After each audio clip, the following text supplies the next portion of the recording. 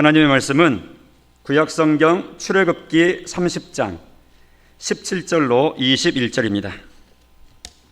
여호와께서 모세에게 말씀하여 이르시되 너는 물두멍을 놋으로 만들고 그 받침도 놋으로 만들어 씻게 하되 그것을 회막과 제단 사이에 두고 그 속에 물을 담으라. 아론과 그의 아들들이 그 두멍에서 수족을 씻되 그들이 회막에 들어갈 때에 물로 씻어 죽기를 면할 것이요 제단에 가까이 가서 그 직분을 행하여 여호와 앞에 화제를 살릴 때에도 그리할지니라. 이와 같이 합니다. 그들이 그 수족을 씻어 죽기를 면할지니 이는 그와 그의 자손이 대대로 영원히 지킬 규례니라. 아멘. 예.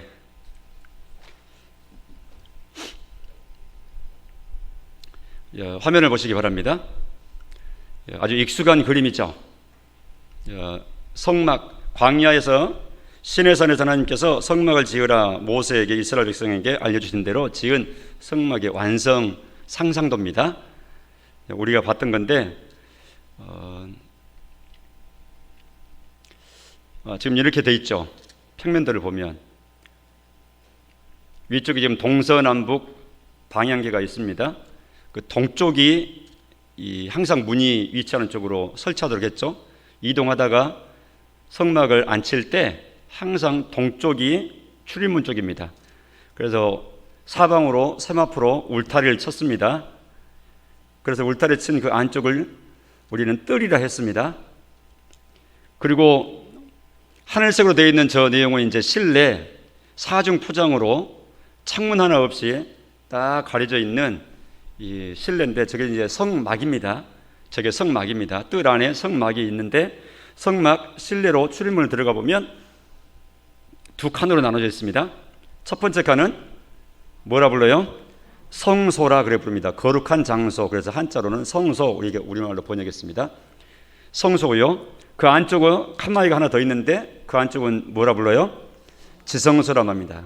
성소보다 더 거룩한 곳이다. 지극히 거룩한 장소. 그래서 한자로 표현할 때 지성소 이렇게 말합니다.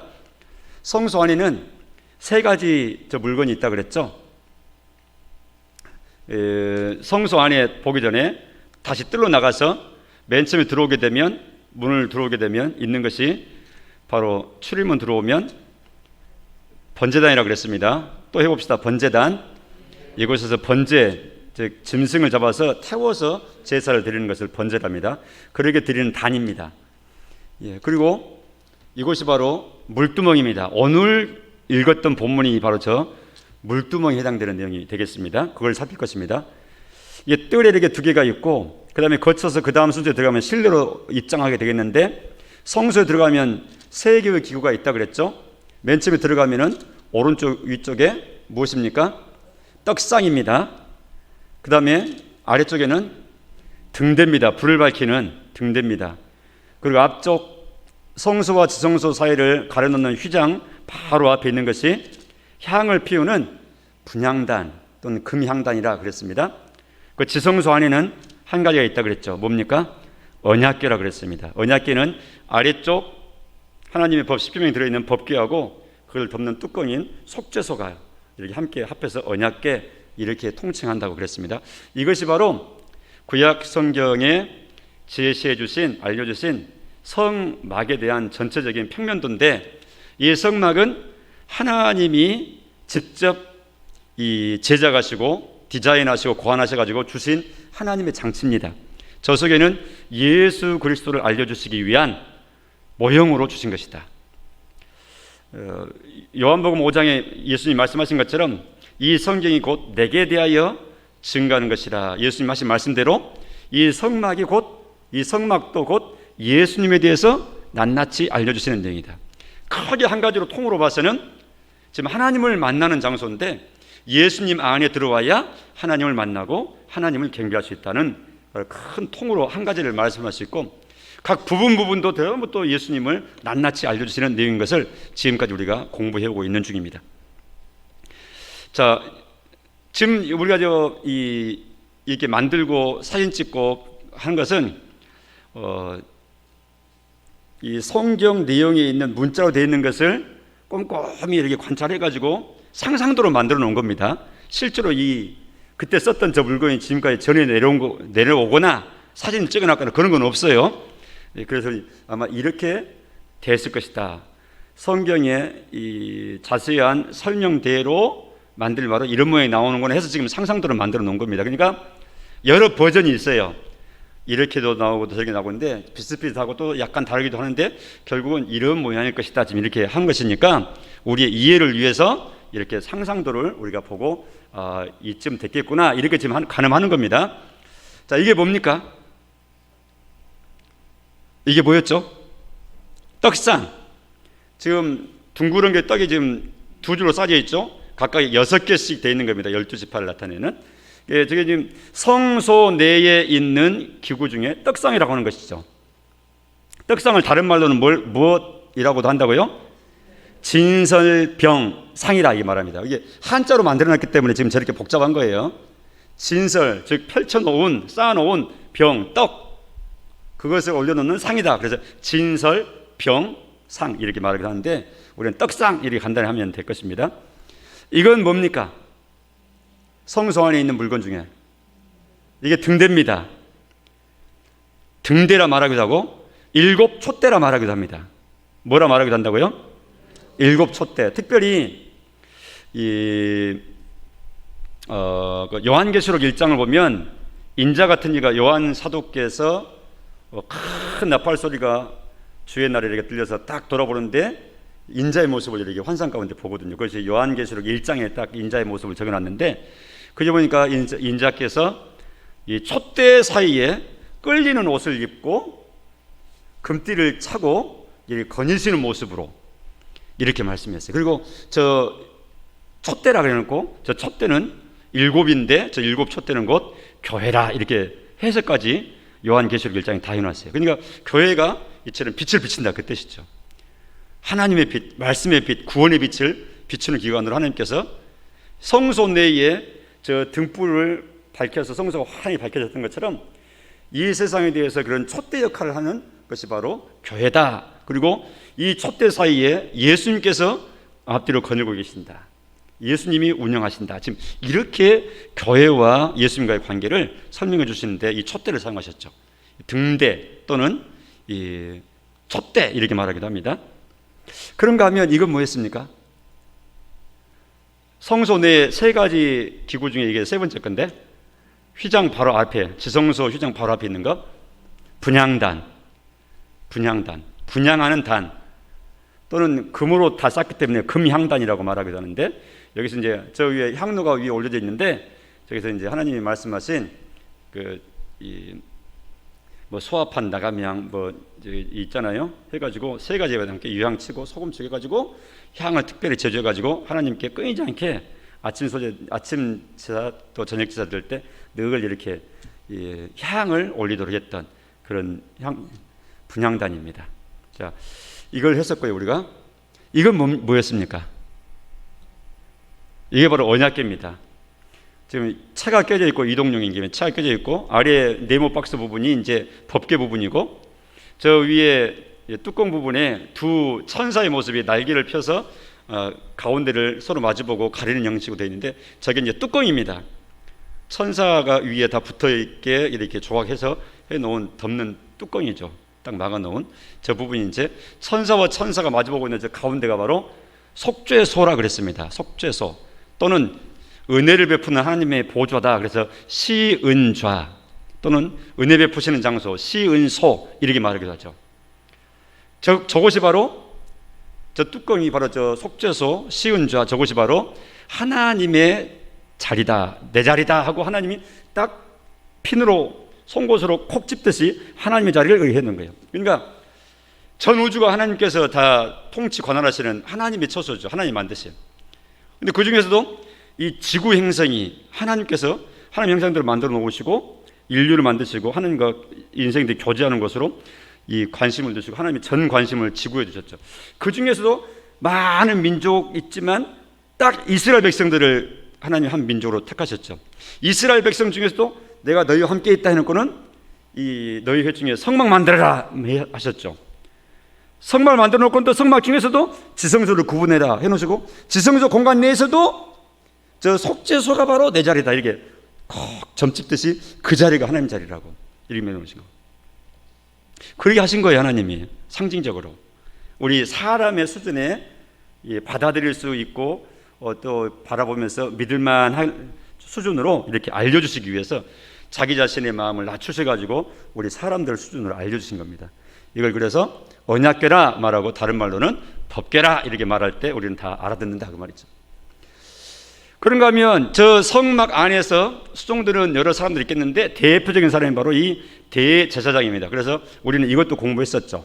대제사장의 복장도 하나님께서 다 디자인하셔가지고 알려주신 내용대로 다 모양이나 또 재료나 모든 것들을 다 그리고 다 각각 의미가 있었다는 것을 우리가 그동안 여러 날 동안 차곡차곡 공부해 왔었습니다.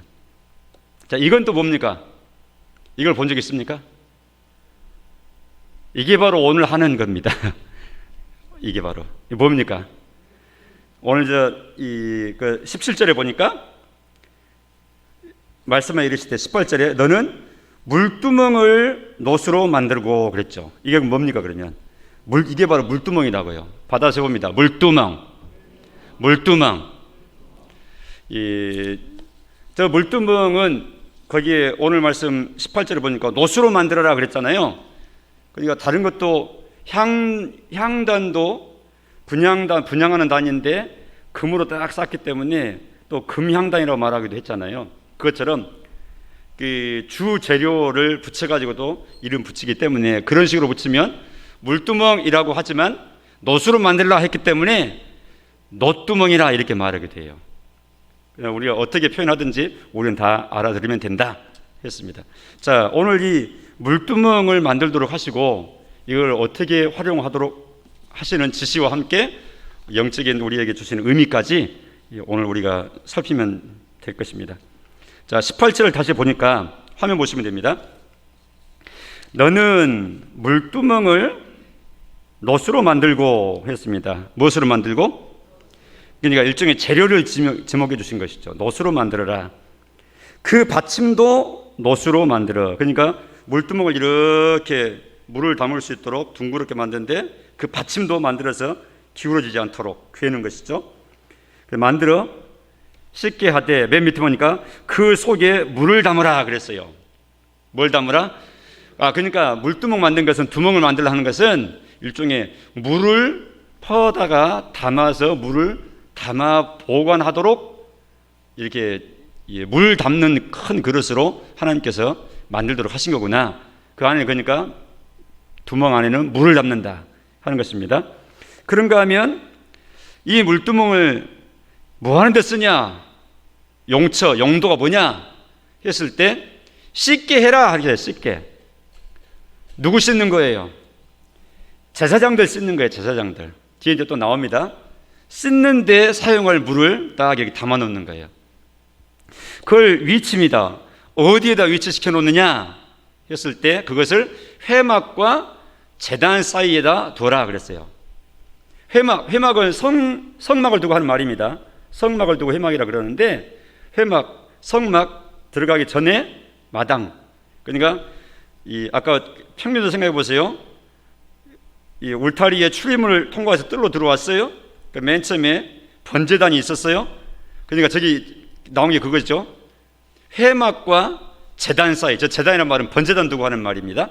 그러니까 성막과 번제단 사이에 두라. 그러니까 아까 그림이 나왔듯이 바로 그 자리가 물두멍 자리라 그 말이죠. 그러니까 물두멍은 반드시 번제단을 통과한 사람이 물두멍에 이르러서 씻는 것이죠. 자, 이렇게 지금 순서는 되어 있다. 자, 여기 보면 아까 처음 내용이었습니다만은 보세요. 이 중에서 지금 지금 이제 바로 이 부분이죠, 이 부분.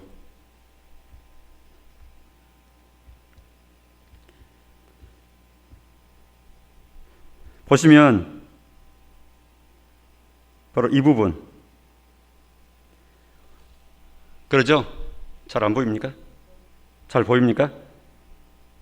검정색으로 이 부분, 제가 몇 바퀴 돌려버려서 손가락으로 보이죠? 지금 워낙 그림이 좀 적긴 하지만 앞에 막 불이 확 올라가잖아요. 이게 지금 이거 지금 번제단입니다. 제단. 제가 삼각표로 하는 게 번제단이고, 지금 이게 회막인데, 회막 이 사이에 있는 것이 바로 우리 지금 물두멍이 위치가 바로 여기다 했습니다. 자, 위치가 지금 분명히 그렇게 되어 있고요. 자, 씻게 해라 그랬어요. 아까 다시 보면 그 물두멍이를 물 몽땅 놔둬가지고 그럼 뭐 하는데 쓰려고, 왜 그러게 물두멍을 만들고 물을 담아놔라 그랬는가 할 때 씻으라는 거죠. 씻으라. 그럼 구체적으로 언급하십니다. 바로 그 다음 절 19절 20절을 보면 누가 씻는가 나왔죠. 누가 씻는가? 그럼 첫 줄에 누가 씻어요? 아론과 그의 아들들이. 그 두멍에서 뭘 씻으라고요?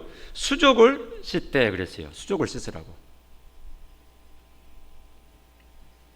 그러니까 무엇을 씻는가 할 때 수족을, 손과 발을 씻으라 그 말입니다. 막 목욕하고 그런 거 아니에요.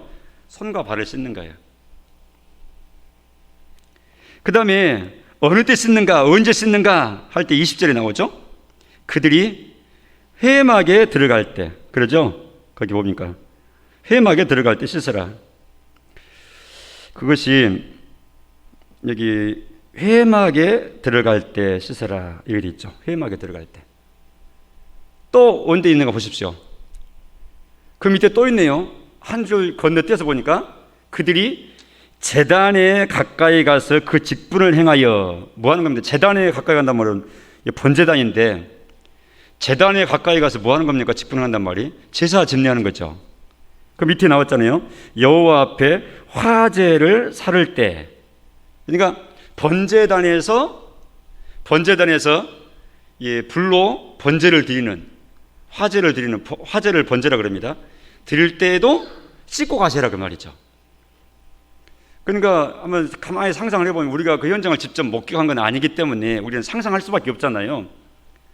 손과 발을 씻으라 그랬대요. 손과 발을. 그러니까 이 손에 피가 묻어 있을 것이고, 그죠? 왜냐하면 재물들을 이렇게 만지고 하니까 피가 막 떨어지고 그럴 거 아니에요.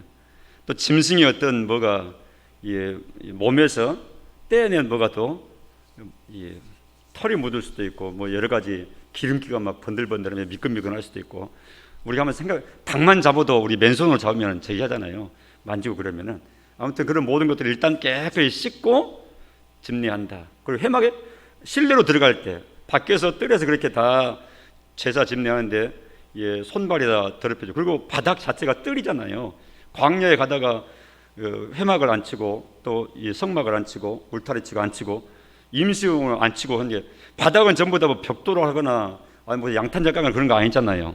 광야에 모래밭이고 자갈밭이고 풀밭이고 그럴 거 아니겠어요? 그냥 발도 깨끗이 이렇게 먼지고 여러 가지 풀이고 보이고 막 이렇게 땀 흘려서 막 함께 엉켜 있는 그런 발도 깨끗이 물로 씻겨 내리고 뭐 이렇게 하라는 것이죠. 하나님께 제사 드릴 때 그렇게 깨끗하게 정리된 몸으로 하라는 뜻입니다. 그리고 성막에, 회막에 들어갈 때 그랬잖아요. 첫 줄에 그게 20절 첫 줄에 회막에 들어갈 때, 회막이 바로 성막 아닙니까? 실내로 드디어 들어갈 때도 뜰에서 있었던 그런 더러운 땀 흘리고 뭐 더럽혔던 모든 것들 찐득거리는 거 다 깨끗이 정리하고 실내 들어가서 이제 이 진설병도 만져야 되고, 그 다음에 등불도 이렇게 검사하고 또 이 기름도 더 하기도 하고 해야 되고 분향도 해야 되고, 일할 때 깨끗한 몸으로 해라 그 말이죠. 하나님을 섬기고 하는 그 제사장의 역할을 할 때 하나님을 경배하는 그 제사장이 정결해야 되는 것을 말씀하는 것이죠. 뿐만 아니라 씻지 않으면 어떻게 되는가 본문에서 보면 찾을 수 있죠. 씻지 않으면 바로 20절 두 번째 줄입니다. 화면에 물로 씻어 죽기를 면할 것이요 그랬어요. 그럼 물로 씻어서 죽는 것을 면하라, 면제받아라 그 말인데, 저 말을 뒤집어서 말하면 씻지 않으면 죽는다는 말입니다. 아주 두려운 말씀을 해놓고 계시죠. 지저분하고 더럽고 정결되지 않고 정결하지 않는, 그런 준비되지 않는, 또 하나님 앞에 나아가는 자세가 되어 있지 않는 그런 자세로 하나님 앞에 나아가서는 죽는다, 이렇게 되어 있는 겁니다. 죄인이 하나님 앞에 준비되지 않고 나가면 직사하죠. 자, 그래서 씻어라, 씻는 데 쓰는 것이다, 지금 이렇게 말씀해 놓고 있는 겁니다.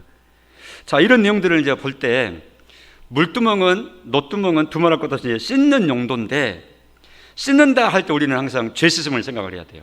죄 씻음. 그래서 성경 전체를 바탕으로 해서 이 번제단을 우리가 생각을 해보게 될 때 이렇게 표현할 수 있을 거예요.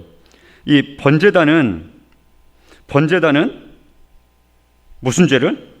원죄를. 그냥 물두멍은 그에 대해서 무슨 죄를? 그에 비해서 자범죄를 씻는 표라, 이렇게 정리할 수 있어요.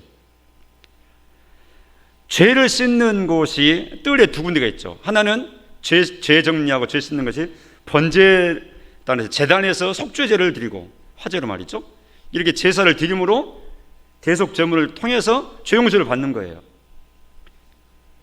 그런가 하면 지금 우리가 살피고 있는 물두멍에서 또한 더러운 것을 씻음으로 죄 씻음의 표로 우리가 지금 이렇게 이해를 하는 것이죠.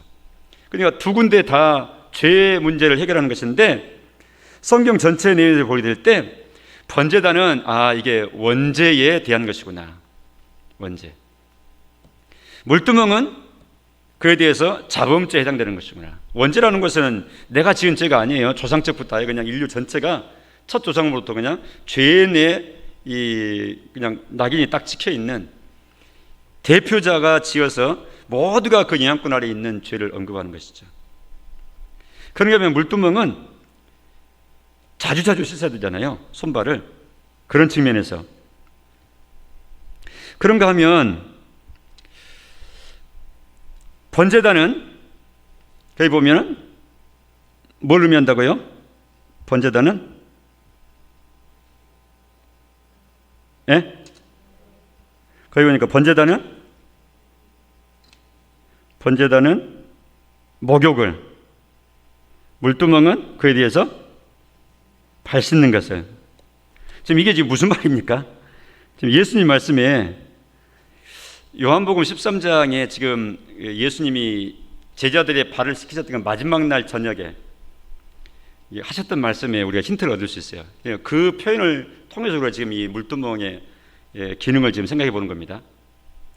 요한복음 13장 10절에 다 같이 읽어볼까요? 시작. 예수께서 이르시되 이미 목욕한 자는 발밖에 씻을 필요가 없느니라. 온 몸이 깨끗하니라. 자, 여기서 이 두 가지를 씻는 것에 대해서 두 가지를 표현하고 있죠. 목욕을 한 것하고 발만 씻는 것 두 가지를 비교하고 있잖아요. 우리가 알아듣기 쉽게 주님이 설명하시는 거죠.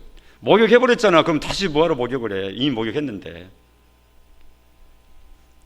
그러나 목욕하는 자도 잠깐 목욕탕 나왔다 또 온몸은 깨끗하지만 잠깐 움직이는 동안 또 발 더럽히고 또 티끌 묻고 그러면 또 다시 물 한번 찌그러서 이렇게 씻어내고 해야 되잖아. 발은 씻어야지. 주님이 이렇게 두 가지를 딱 대조해서 비교해서 이해를 시켜주셨다고요. 근데 번제단이라고 하는 것은 이 말씀을 근거로 해서 연관지어서 생각해 보면 번제단은 예수님의 십자가입니다. 우리 죄를 단번에 다 영원히 해결하시는. 그런가 하면 이 물두멍이라고 하는 것은 예수님 안에 들어와서 용서받은 사람이 이 예수님을 섬기고 하나님을 섬기고 하는 중에 또 계속해서 또 더러운 티끌을 씻어내는데 이 역할을 하는 것이죠. 그래서 이 발 씻는, 손 씻는 부분적인 회개라, 이렇게 우리가 말할 만한 내용입니다. 그런가 하면 여기서 씻는 물은 성경 전체를 바탕으로 생각해 볼 때 영혼을 깨끗게 하시는 말씀을 의미한다, 이렇게 볼 수가 있습니다. 특별히 에베소서 5장 26절을 보면 같이 한번 읽어볼까요? 힌트 구절 시작. 이는 곧 물로 씻어 말씀으로 깨끗하게 하사 거룩하게 하시고. 여러분, 저 성경이 지금 읽었던 인용하는 이 구절이 에베소서 5장입니다. 에베소서 5장 26절쯤 되면 저기는 아내들이여 남편에게 잘 순종하고 복종해라, 죽게 하되 되라 하는 그 말씀, 그 문단 내에 지금 들어있는 구절이거든요. 그런데 저 말씀 하실 때 하나님께서 이 교회를 교회를 아주 영광스러운 교회, 깨끗하고 정결한 교회로 이렇게 세우셨다. 이렇게 말씀을 지금 하는 중에, 그러니까 이 신랑 앞에, 남편 앞에 신부, 아내는 정결한 아내, 온전히 남편에게만 순종해야 될 그 아내를 설명하면서 마치 교회가 정결하고 깨끗한 신부처럼 돼가지고 신랑 대신 예수님께만 이렇게 순종하고 예수님만 바라보고 예수님 한 분만을 전부로 삼고 살아가는 그 교회로 이렇게 딱 이 두 이미지를 비교해서 설명해 주시면서 지금 하시는 말씀이라고요.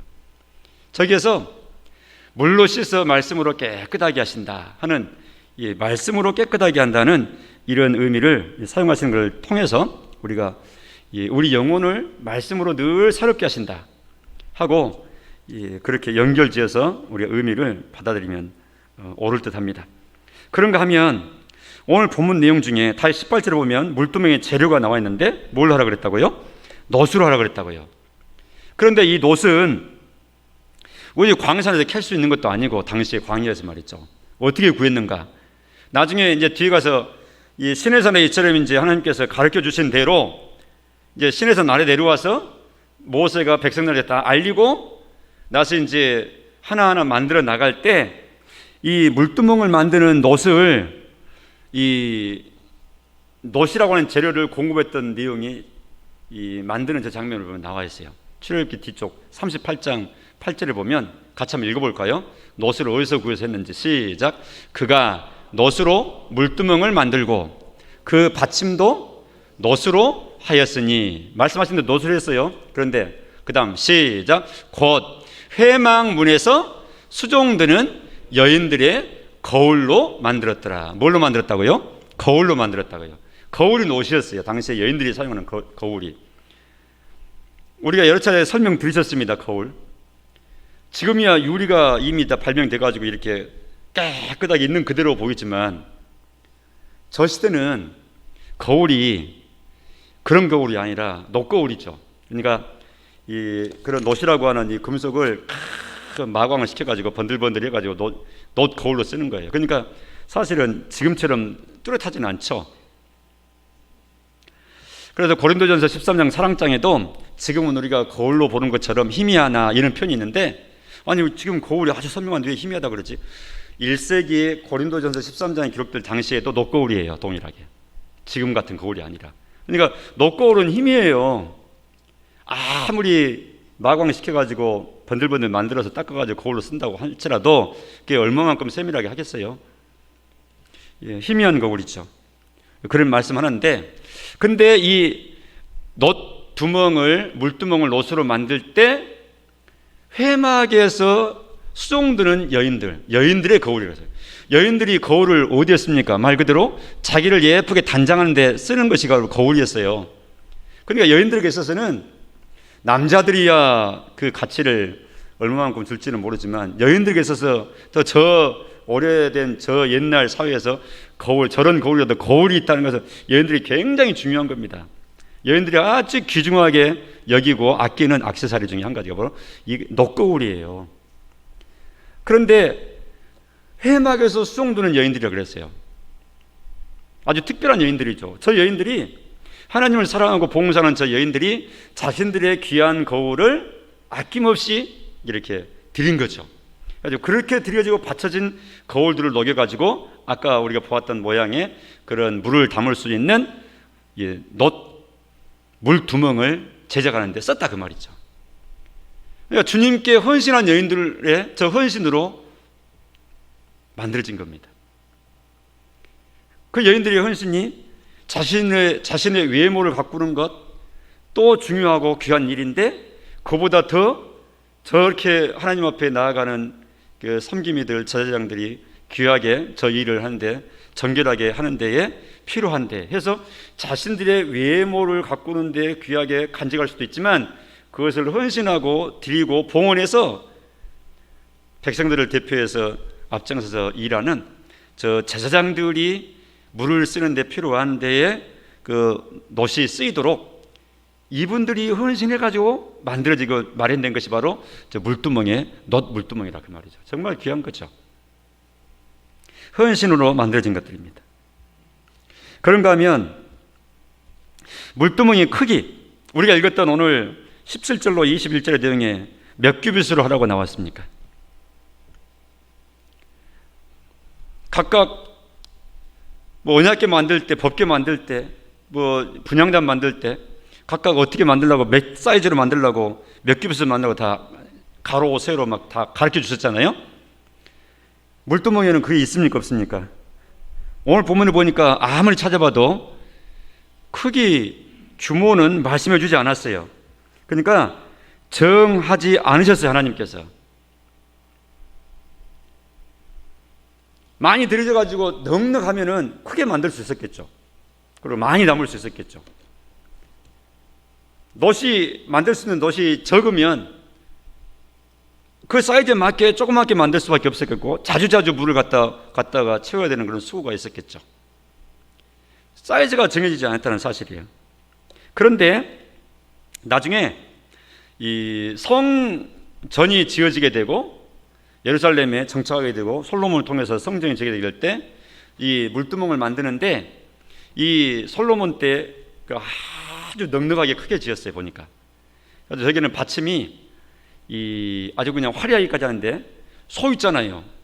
큰 소가 12마리가 등을 서로 안쪽으로 대고, 요 물두멍을 이렇게 소 12마리가 동쪽에 3마리, 서쪽에 3마리, 남쪽에 3마리, 북쪽에 3마리 해가지고 각각 3마리 해서 사방에 합해서 12마리가 등으로 다 이렇게 물 항아리를 떠받치고 있는 모습으로 이렇게 아주 웅장하고 화려하고 크게 만들었어요. 그래서 그때는 이 물두멍 이렇게 말하지 아니하고 바다라 그랬어요. 바다. 놋으로 지었기 때문에 놋바다 이렇게 말했어요. 나중에 성전 시대에는. 해봅시다. 또 놋바다. 바다라 하는 말은 크단 말입니다. 크다. 그러니까 물두멍의 크기는 특별히 정해주지 않았다고요. 헌신된 대로, 또 마음에 감동되고 원하는 대로 그들이 만들었던 거죠. 그런가 하면 마지막으로 한 가지 더, 성막의 바닥은 뭐라고요? 맨 땅이라고요. 광야에서 뜰이 맨 땅이고, 그 다음에 실내로 들어가서 성소나 또 지성소나도 바닥은 하나님이 다른 거 뭐 하도록 하지 않아요. 그냥 맨 땅이에요. 서 있는 성막이 설치된 그곳이 자갈밭이었는지 그냥 모래밭이었는지 그냥 이런 딱딱한 땅이었는지 풀밭인지 우리는 알 수가 없죠. 그러니까 무슨 말인가 하니까, 바닥이 그런 형국이기 때문에 행해야 되는 제사장의 발은 항상 더러워지는 거예요. 그러니까 수족을 씻으라. 손으로 움직이니까 손이 더럽혀지고, 움직이니까 발이 더럽혀지니까 수족을 씻으라 그런 거죠. 항상 씻어야 되죠. 들어가면서 씻고 나오면서 씻고 늘 씻어야 되는 것이죠. 우리가 예수 믿어 단번에 영원의 지용서를 받습니다. 그런데 우리가 이 세상을 떠나는 날까지 또 해야 되는 것이 또 회개입니다. 늘 씻는 겁니다. 늘 씻는 거예요. 바로 죄 씻음의 은총, 죄 씻음의 은혜, 이것을 물두멍을 통해서 우리가 이거 묵상하고 오늘날 신약 시대인 우리에게 누리도록 이렇게 하나님께서 장치를 주신 것이죠. 죄 씻음이 없게 되면 구원받은 백성이라 할지라도 매일매일 죄 씻음, 또 늘 죄 씻음, 죄의 고백, 하나님 앞에 죄 정리 이렇게 하지 아니하게 되면 영혼이 시들게 됩니다. 주님 말씀하시죠. 하나님과 너희 사이에 죄악이 너희 사이를 가로막았다. 하나님의 손이 짧으시냐? 하나님의 귀가 어두워지셨느냐? 눈이 가려지셨느냐? 그게 아니다. 너희 죄가 너희와 하나님 사이에 냈다. 이렇게 말씀하는 것입니다.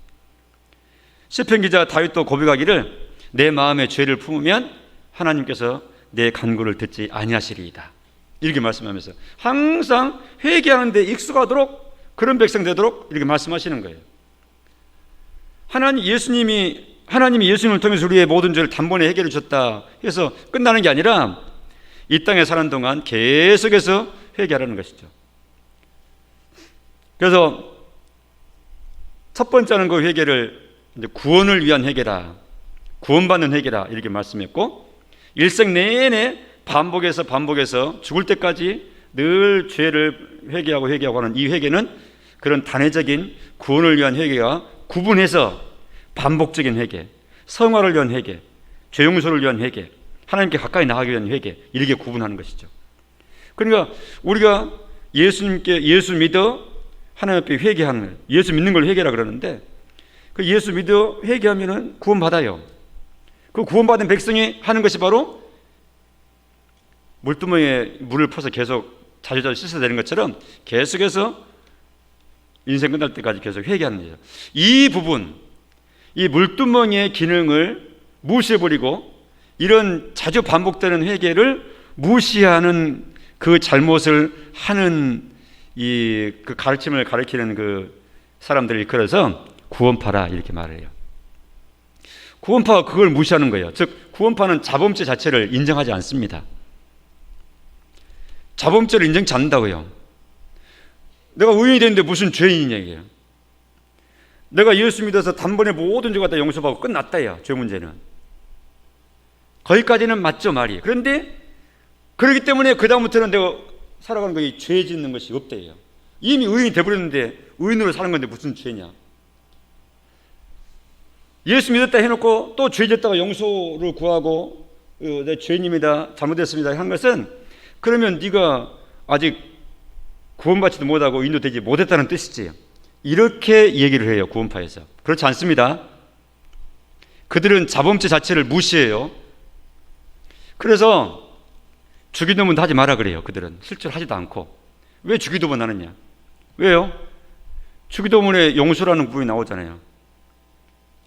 우리가 다른 사람들의 죄를 용서한 것처럼 우리에게 죄 지은 사람 용서해 주오니 우리의 죄도 용서해 주십시오, 사해 주십시오, 이렇게 용서를 구하는 기도가 주기도문 속에 들어있잖아요. 이건 옳지 않대요. 그래서 예수님이 가르치신 그 기도까지도 다 무시해버려요. 그래서 이단입니다, 구원파가. 자, 성막의 바닥은 맨 땅이다. 그래서 늘 우리가 이 세상을 살아가면서 죄 백성을 살아가지만 늘 더럽힘 받아요. 그러니까 매일매일 씻는 겁니다. 주님의 은혜가 늘 회복하는 것입니다. 그렇지 않으면 우리 영혼이 스모그가 낀 것처럼, 또 이 미세먼지가 꽉 차버려서 안 보이는 것처럼 하나님과 우리 관계가 아주 둔탁해지고 탁해지게 돼 있어요. 그래서 영혼이 민감한 사람일수록 회개할 것이 많아집니다. 죄가 많아지는 것이 아니라 하나님 앞에 회개할 것이 무엇인지가 더 많이 느껴지는 거예요.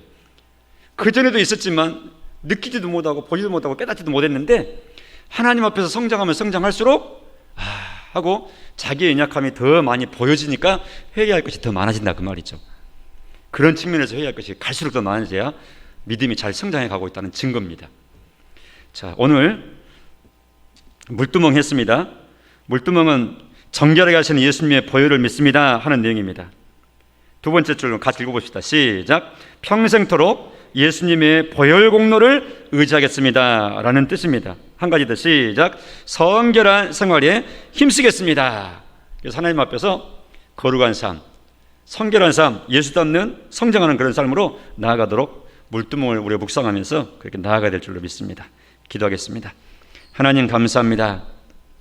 하나님께서 물두멍을 고안해서 정해주시고 또 제사장들의 더럽혀진 수족을 씻도록 해주셨습니다.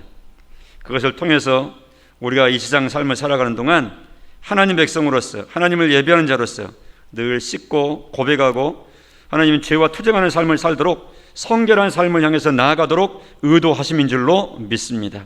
언제든지 넉넉한 우리 주님의 보혈이요 하나님의 용서의 자세가 우리 앞에 널리 열려져 있사오니 깨닫고 늘 회개하기를 민첩하게 하게 하시고 우리가 물두멍의 은혜를 누리는 삶이 되게 하여 주옵소서. 예수님 이름으로 기도합니다. 아멘.